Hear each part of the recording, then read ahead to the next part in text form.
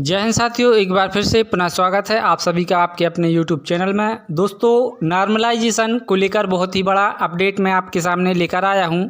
अब जैसा कि आप सभी जानते हैं कि बहुत सारे पेपर हो चुके हैं और अब बस 2 या 3 पेपर ही शेष रह गए हैं। अब कई अभ्यर्थियों के जो नंबर हैं वो बहुत कम आ रहे हैं। अब कारण कुछ भी हो सकता है। अब कारण को क्या है कि पेपर भी कठिन आ रहा है और आउट ऑफ सिलेबस, जो सिलेबस से तो आ रहा है लेकिन उसी में घुमा फिरा कर क्वेश्चन पूछे जा रहे हैं, जिससे विद्यार्थी कंफ्यूज हो रहे हैं। तो एक आशा की किरण अब अभ्यर्थी इसी तरफ देख रहे हैं कि नॉर्मलाइजेशन से नंबर बढ़ जाएं। तो नॉर्मलाइजेशन पद्धति जो पहले थी, आप सभी जानते हैं, इसके विषय में एक आदेश जारी हुआ था और ये आदेश जो नॉर्मलाइजेशन जो नई पद्धति है वो आदेश 1 जनवरी 2025 से 2025 के बाद होने वाली, मतलब ये जो चयन परीक्षाएं हो रही हैं उस पर ये जो फार्मूला है वो लागू होगा। मैं आपको वो फार्मूला भी दिखाऊंगा और इसमें एक बहुत ही महत्वपूर्ण बात ये है कि अब जो आपकी मेरिट लिस्ट बनेगी वो पात्रता परीक्षा और चयन परीक्षा दोनों को मिलाकर बनेगी। अब पात्रता परीक्षा में अगर आपको नंबर अच्छे मिले हैं तो उसी आधार पर, अगर इसमें कम नंबर हैं तो भी उसे मिलाकर ही आपकी जो मेरिट लिस्ट है बन सकती है। तो क्या कुछ उस विषय में कहा गया है ये नए अपडेट में, तो चलिए मिलकर देख लेते हैं। आप सभी से प्रार्थना करता हूं कि अगर चैनल पर नए हैं तो चैनल को सब्सक्राइब करके बेल आइकन को ऑल पर जरूर सेट रखें, जिससे आगे आने वाली ऐसे ही वीडियो का नोटिफिकेशन आपको मिलता रहे सबसे पहले। तो चलिए सबसे पहले मैं आपको वो फार्मूला दिखा देता हूं, उसके बाद मैं आपको एक बहुत ही महत्वपूर्ण जो बिंदु दिया हुआ है वो बताऊंगा कि किस तरह से आपकी पात्रता और चयन परीक्षा दोनों को मिलाकर आपका जो स्कोर है वो बनेगा। चलिए वीडियो को स्टार्ट करते हैं। तो देखिए साथियों, मध्य प्रदेश शासन स्कूल शिक्षा विभाग के अंतर्गत माध्यमिक शिक्षक विषय खेल संगीत गायन वादन, प्राथमिक शिक्षक खेल संगीत गायन वादन एवं नृत्य तथा मध्य प्रदेश शासन जनजाति कार्य विभाग के अंतर्गत माध्यमिक शिक्षक विषय प्राथमिक शिक्षक खेल एवं संगीत गायन वादन एवं नृत्य चयन परीक्षा 2024। उक्त परीक्षा हेतु जारी नियम पुस्तिका में अध्याय 3 के नियम क्रमांक 3.8 के उपनियम क्रमांक 3.8 व परीक्षा में परीक्षा परिणाम नॉर्मलाइजेशन पद्धति में निम्नानुसार संशोधन किया जाता है। 3.8 व परीक्षा में परीक्षा परिणाम नॉर्मलाइजेशन पद्धति कुछ इस प्रकार रहेगी। दोस्तों, मध्य प्रदेश कर्मचारी चयन मंडल भोपाल के आदेश क्रमांक ESB 29/16/2021 E1/1040/2025 दिनांक 13/2/2025 के अनुसार मंडल द्वारा आयोजित ऑनलाइन परीक्षाएं जिनमें परीक्षा का आयोजन 1 से अधिक शिफ्टों में किया जाता है, उन परीक्षाओं में परीक्षा परिणाम नॉर्मलाइजेशन पद्धति से तैयार किए जाने हेतु निम्नानुसार प्रक्रिया निर्धारित की गई है। ऐसी परीक्षा जिनका आयोजन एक चरण में तथा 1 से अधिक पालियों में किया जाता है अथवा ऐसे पद पाठ्यक्रम में जिनमें 1 से अधिक विषय के प्रश्न पत्र देने वाले आवेदक पात्र होते हैं। दूसरा, ऐसी परीक्षाएं जिनका आयोजन बहुचरण में, जैसे पुलिस कांस्टेबल रिक्वायरमेंट टेस्ट में प्रथम चरण में ESB द्वारा लिखित परीक्षा का आयोजन एवं संबंधित विभाग द्वारा भौतिक परीक्षण, शारीरिक क्षमता, दक्षता परीक्षण का आयोजन किया जाता है।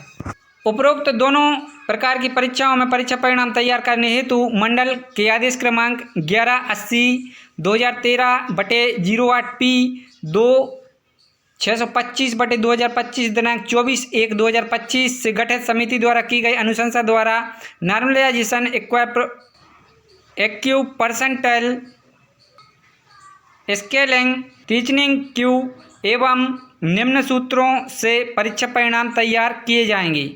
देख लें आप, इसके नीचे ये जो सूत्र दिया हुआ है इसी के अनुसार होगा। ये जो एक पालियां परीक्षा होगी ये इसके लिए है एक चरणीय सिंगल स्टेज परीक्षा हेतु निम्न सूत्र से परीक्षा परिणाम तैयार किया जाएगा। तो ये देख लें आप, मैं आपको जूम करके दिखा देता हूँ। ये जो सूत्र है इसके अनुसार आपका स्कोर तैयार होगा। और नीचे देख लें आप, एक से अधिक पालियों में आयोजित परीक्षाओं या पाली में 1 से अधिक विषय हेतु परसेंटाइल स्कोर को एकजाई कर परीक्षा परिणाम मेरिट लिस्ट बनाया जा सकेगा।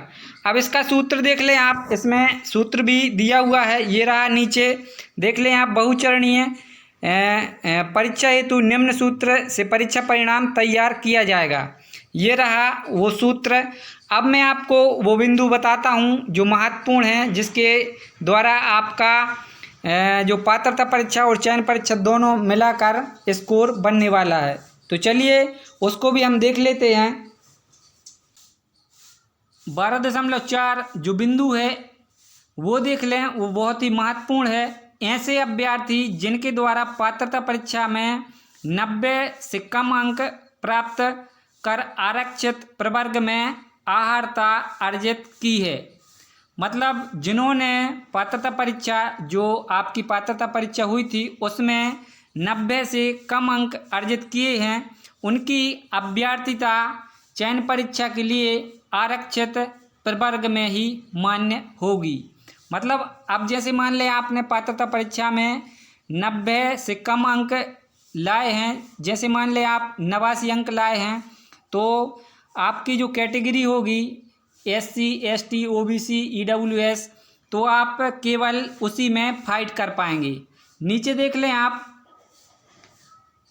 चयन परीक्षा के लिए आपकी आरक्षित प्रवर्ग में ही मान्य होगी। ऐसे अभ्यर्थी अनारक्षित प्रवर्ग में चयन हेतु पात्र नहीं होंगे। जिनका स्कोर पात्रता परीक्षा में 89 अंक आया है, 90 नहीं, तो वो दूसरे कैटेगरी में फाइट नहीं कर पाएंगे। इसका मतलब ये है। आगे देख लें, अनारक्षित प्रवर्ग में सिर्फ चयन हेतु उन्हीं अभ्यर्थियों के संबंध में विचार किया जाएगा जिनके द्वारा पात्रता परीक्षा 60% अथवा अधिक 90 या अधिक अंक प्राप्त कर अर्हता अर्जित की हो।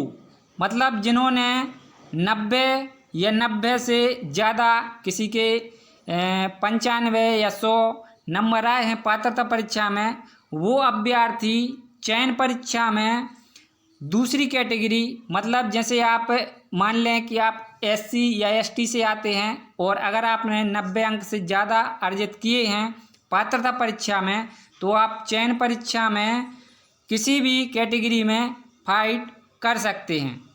तो आई होप आपको ये समझ में आ रहा होगा।